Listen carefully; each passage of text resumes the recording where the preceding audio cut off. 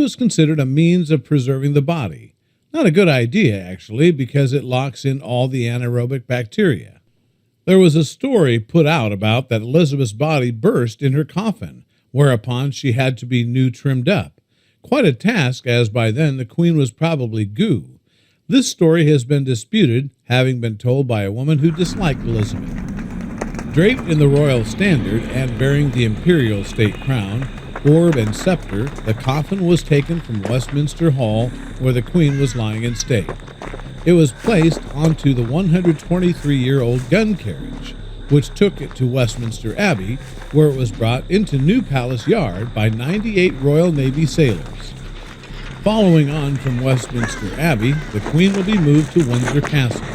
The Queen's death was hardly sudden or unexpected. Her health had been declining for at least a year, possibly longer. But she was the very definition of keep calm and carry on. She missed a number of events that she never missed before, and her Jubilee appearances were carefully paced to avoid wearing her out. Charles has been taking on much of the work for quite a while now. The idea of lining the coffin with lead originates in the Victorian era, where it was necessary to preserve bodies in an airtight coffin. This is particularly important when they're laid to rest above ground, since the coffin remains open to the elements. Winston Churchill, who died in 1965, also had a lead-lined coffin. In modern times, however, zinc is used for the same purpose because it is much thinner than lead and less heavy. The design of the Queen's coffin, as per the publication, appears to have been confirmed by Andrew Leverton of Leverton & Sons, the undertakers to the royal family. In a 2018 interview with the Times, Leverton told the publication that the coffin is made of English oak and lined with lead. Per the Eye, it is believed that the late monarch's coffin would have been built approximately 30 years ago, at the same time as the Duke of Edinburgh's. Her Majesty wasn't ill to the point where health bulletins are being regularly issued. She's been simply winding down. That isn't news. She received her latest new Prime Minister just 2 days before she died, dressed and on her feet, so her death wasn't imminent.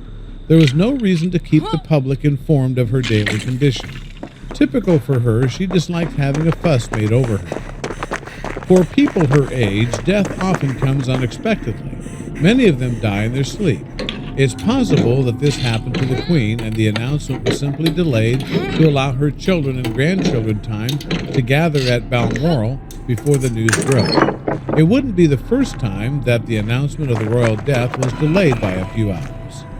So, to sum it up, there was nothing suspicious about Her Majesty's death, or about the lack of public bulletins and updates on her condition in her final days. A rumor that is beginning to spread is that Queen Elizabeth II may have died from a fall. What I have heard is that she has suffered a fall. At this age, if she falls in the shower or down the stairs, it can be fatal, explained Elwell.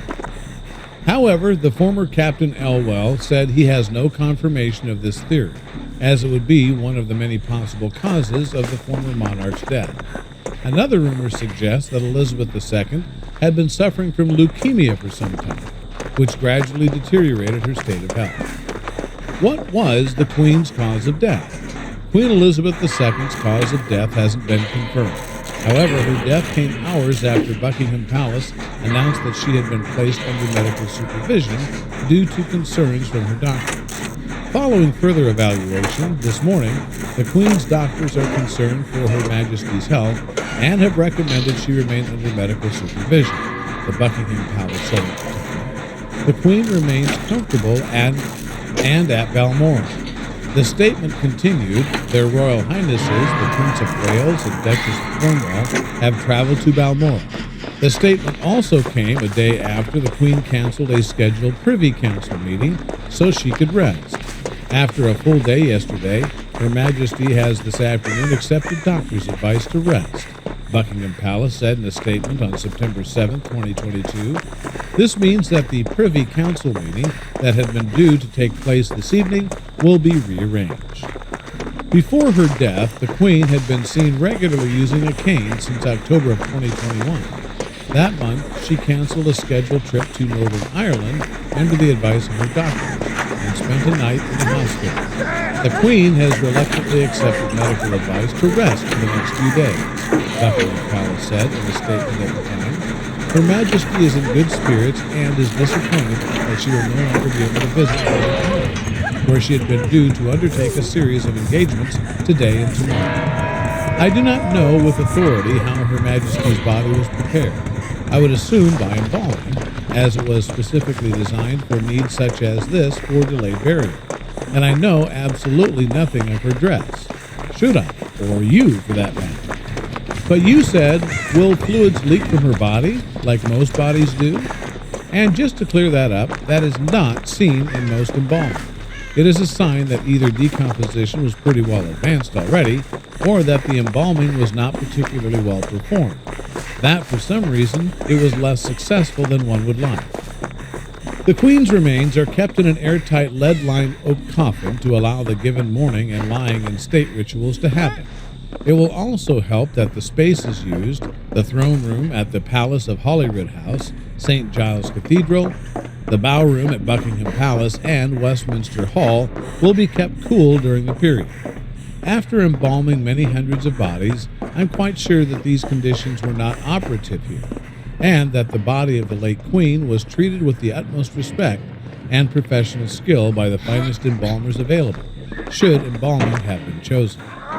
There is nothing here that is more than trivial issue for any competent embalmer, and I'm quite sure that she would have had the best. Basically, the entire of the royal family, all politicians of the United Kingdom, as a whole, I'm going to imagine will be politicians from every country of the Commonwealth, Canada, Australia, New Zealand, India, Pakistan, probably some EU politicians, most definitely likely members of the royal family from all over the world. I can also imagine for some reason Joe Biden, probably some American politicians, will be attending as well, and the entirety of the British Army. I can also see some of the American Army attending as well. Also, lots of high-ranking priests and bishops and nuns of the Church of England will be attending as well. Sirs and Deans people who have been knighted personally by her, so Sir Alan John will be attending, for example. A huge amount of British celebrities will be attending her funeral as well. I'm not too sure of this count as a pending, but the entirety of the British public, or the vast majority of everyone, being the fact that it will be televised. But if people watching on TV don't count as attending, then I'm going to guess that her funeral will be somewhat a public event that people can go to, so probably still millions of people of the general British public. Things are happening exactly as they're laid out in Operation Unicorn, which is the protocol for when the Queen dies in Scotland and is an addendum to Operation London Bridge. Queen Elizabeth was a towering figure in history. Not only is she the longest reigning British monarch ever, she is also the second longest reigning monarch in all of human history. She ruled with grace, dignity, forethought, and strength for over 70 years. It's hard to overstate just what the Queen meant to history. She took the throne when the British Empire, the greatest empire in history, still existed. She oversaw incredible change during her life. These documents lay out everything from who gets informed and when, through how the body is transported and how long it lays in state and other funeral arrangements. Proper state funerals take a lot of planning. You can't just have a quick service at the creme and then back to the house for cucumber sandwiches and uncomfortable conversations about who gets to take the deceased's furniture. The body is laid in state for 4 days for people to view. There will be parades of the coffin through London, big Westminster Abbey service with the Archbishop of Canterbury, speeches by the family, probably a balcony moment for the press. Operation London Bridge/Unicorn were written years ago and kept updated just for this situation. Operation Fourth Bridge was activated for Prince Philip, and Operation Menai Bridge exists for Charles, though I suspect they'll all get shuffled around and updated. Menai Bridge being assigned to William when he becomes Prince of Wales, for example. This is because, like Princess Diana and Prince Philip before her coffin will be lined with lead. In fact, it is already lined with lead and has been ready for her for 30 years. Diana is buried in very boggy ground on the Althorpe estate. Not only that, but she died of severe internal and external injuries. Although she's buried in a lead coffin, she was actually killed during extremely hot summer months, and a number of fans had to be placed in the mortuary where she lay. When Diana's car crashed, she was thrown, without a seatbelt, into the seat in front and was then pushed back by the gravitational force and ended up slumped on the back seat of the car. Her heart had dislodged from its position, and she was so badly injured that the ambulance took a considerable amount of time to get her to the hospital. The ambulance driver was ordered to maintain a slow speed so as to not exacerbate any injuries, but when her blood pressure dropped, they sped up. By the time she got to the Petit-Salpêtrière Hospital in Paris, she was dead on arrival. After a period of lying in the hospital chapel of rest in intense heat, she was taken back to the UK for burial. She was dressed in a black Catherine Walker dress, and a rosary given to her by Mother Teresa of Calcutta was placed in her hand. It's been 22 years since her passing, and I highly doubt her body will be in a preserved state. The condition of her body on burial and the condition of the place where she is buried would make that almost impossible. Today, medical experts suspect she suffered from lupus, which can cause repeated miscarriages along with joint pains and swelling, or antiphospholipid syndrome, an immune disorder that turns the body against itself. The unfortunate queen also suffered from gout and severe nearsightedness. Her famous obesity probably had more to do with her severe inactivity as a semi-invalid than just overeating. Anne died at age 49 after a stroke had rendered her unable to speak.